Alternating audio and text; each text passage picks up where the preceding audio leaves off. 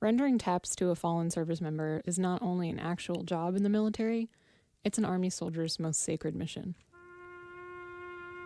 My name is Staff Sergeant Alicia Eisenstadt, and I'm a bugler in the United States Army Band. I'm Sergeant Major Scott Little, United States Army Band, Ceremonial Band, Element Leader. Eisenstadt and Little are both members of the U.S. Army Band, known as Pershing's Own, stationed at Fort Myer next to Arlington National Cemetery. They are members of the Bugle section in the Ceremonial Band, a marching music element that supports military ceremonies and funerals in the D.C. area. We do a lot of funerals, we do a lot of retirement ceremonies, we do jobs at the Pentagon, at the White House. Eisenstadt is a staff sergeant, and Little is a sergeant major in the Army. They're far apart from each other in the chain of command, but they have a similar perspective on why their job is so important and how it's changed for them over time. When I first got here, the main thing that I loved was that I was a full-time musician with benefits. Little is responsible for 72 soldiers. He came to the band in 1990. And I didn't think of the Army side yet until after the very first drive through Arlington Cemetery.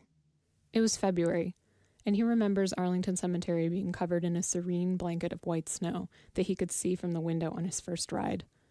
When a bugler arrives at the band for the first time, it's an Army Band tradition for them to ride with their senior buglers and observe their missions so they can truly understand their new position. It was an inspiring view, and just how serious everybody took it, and what we did for the families seemed really important.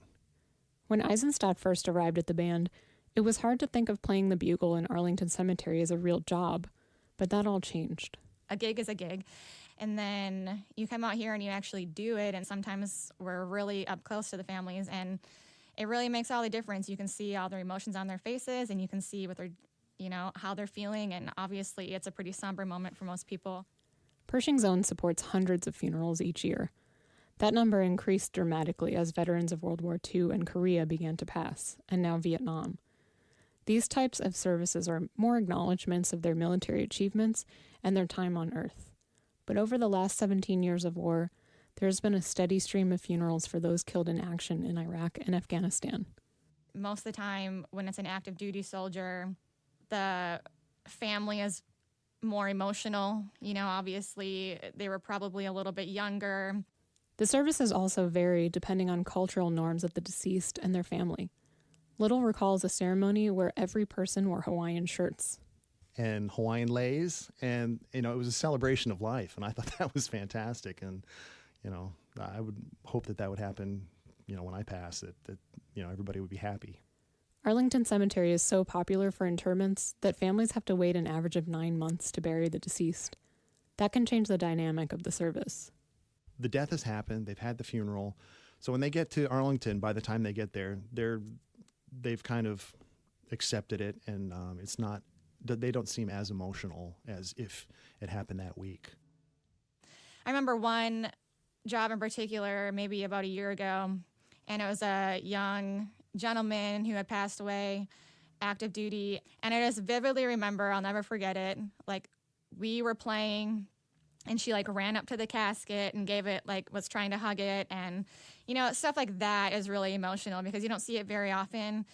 And, when you're close enough to witness things like that, it definitely puts it into a whole new perspective.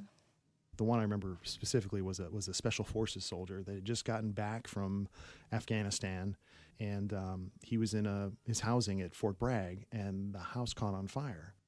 The soldier and his wife managed to jump out of a window to safety, but he ran inside to rescue his 2 young daughters. None of them survived the fire. So they had a funeral at Arlington National Cemetery, and seeing the small caskets was really heart-wrenching. That soldier avoided death in combat only to meet a terrible fate back home. That made this service really difficult. That probably happened 15 years ago, and I still remember that. Like other military duties, playing taps is what's known as a no-fail mission. You can't crack a note. It doesn't matter what is happening around them while they're playing it. They must remain laser-focused on those 26 notes with seamless precision. Everyone is watching, listening. Little says that you have to be at 100%. You're the only person, you're the only person they hear, and if a mistake is made, everybody knows it. Little and Eisenstadt know all eyes and ears are on them during taps, but it's not the same as other musical performances. It's not about them. It's not like we're going home saying, that was the best taps I've ever played in my life. You want to have a good taps to say, wow, I really did justice to that family. The entire nation is expecting something from you. For Georgetown University, I'm Victoria Chamberlain. Order! What?